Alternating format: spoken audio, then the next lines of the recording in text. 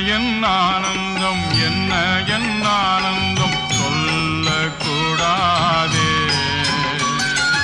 என்ன என் ஆனந்தம் என்ன என் ஆனந்தம் சொல்லக்கூடாதே. மன்னன் கிறிஸ்து என் பாவத்தை எல்லாம் மன்னித்து